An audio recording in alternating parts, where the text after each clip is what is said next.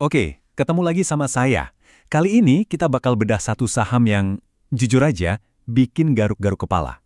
Namanya PT Fortune Made Indonesia, atau kodenya FMII. Perusahaannya kelihatannya sehat banget, tapi kok harganya aneh? Yuk, kita coba pecahkan teka-teki ini bareng-bareng. Jadi, FMII ini pemain properti dari Surabaya. Ya, kelihatannya sih biasa aja ya. Tapi kalau kita gali lebih dalam, saham ini nyimpen sebuah paradoks yang menarik banget buat kita pelajari sebagai investor.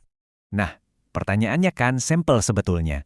FMI ini hidden gem, permata yang belum ketemu, atau malah value trap, jebakan yang kelihatannya murah padahal enggak?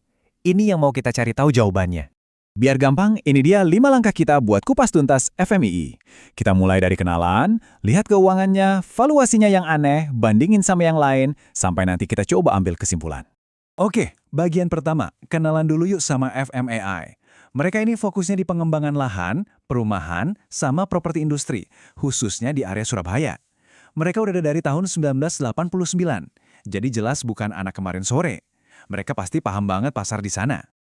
Nah, sekarang kita masuk ke bagian yang bagus-bagusnya dulu.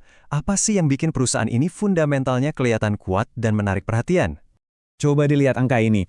Rasio utangnya cuma 7,2%. Itu kecil banget. Ingat ya, bisnis properti itu bisnis yang butuh banyak modal dan biasanya utangnya gede. Punya utang sekecil ini tuh ibarat punya benteng pertahanan finansial yang super kokoh. Ini nunjukin kalau manajemennya itu super hati-hati dan disiplin. Dan bukan cuma itu aja loh, perusahaan ini konsisten untung 3 tahun berturut-turut. Margin profitnya tebel banget, 45%, dan laba per sahamnya juga naik terus. Jadi kalau kita ngomongin soal mesin pencetak profitnya, FMI ini sehat walafiat. Oke, sisi baiknya udah. Sekarang kita masuk ke bagian yang aneh. Bagian yang bikin kening berkerut. Yup, valuasi sahamnya. Lihat deh tabel ini. PI ratio-nya hampir 98 kali. Padahal perusahaan properti lain itu rata-rata dihargai di bawah 15 kali. PBV-nya juga 2,5 kali. Ini artinya pasar bayar mahal banget buat saham ini. Pertanyaannya, kok bisa? Kejanggalannya nggak berhenti di situ. Perusahaan yang untungnya gede ini ternyata udah nggak bagi dividen lebih dari 20 tahun. Serius, Anda nggak salah dengar. 2 dekade lebih nggak bagi-bagi keuntungan ke pemegang sahamnya. Kalau kata perusahaannya sih, alasannya masuk akal. Laba ditahan buat modal kerja, buat kuat-kuatin modal, strategi yang konservatif, oke. Tapi ya, buat investor yang nyari cuan rutin dari dividen, kebijakan ini jelas jadi tanda tanya besar. Nah, teka-tekinya makin rumit nih. Kalau kita lihat data penjualannya, ternyata trennya malah turun dari tahun ke tahun. Logikanya, kalau jualan turun, profitnya juga harusnya ikut turun dong. Eits, ternyata nggak juga. Dan disinilah letak keajaibannya atau keanehannya. Waktu penjualannya turun, laba bersihnya malah lompat 40%. Gimana ceritanya coba? Grafik ini ngejelasin semuanya. Garis pendapatan turun ke bawah, tapi balok laba kotor dan laba bersihnya malah nanjak tinggi. Ini artinya cuma satu. Perusahaannya jadi jauh lebih efisien, bisa nekan biaya operasionalnya gila-gilaan. Jadi, balik lagi ke pertanyaan awal kita. Penjualan turun, dividen nggak ada, tapi harganya mahal banget. Apa sih yang sebenarnya dihargain sama pasar dari saham ini? Pasti ada sesuatu di balik ini yang nggak kelihatan dari laporan keuangan biasa. Nah, sebuah saham kan nggak hidup sendirian ya di bursa. Kita harus bandingin sama teman-temannya, sama kompetitornya. Yuk kita lihat posisi FMMI di antara raksasa properti lain. Nggak perlu banyak omong, lihat aja tabel ini.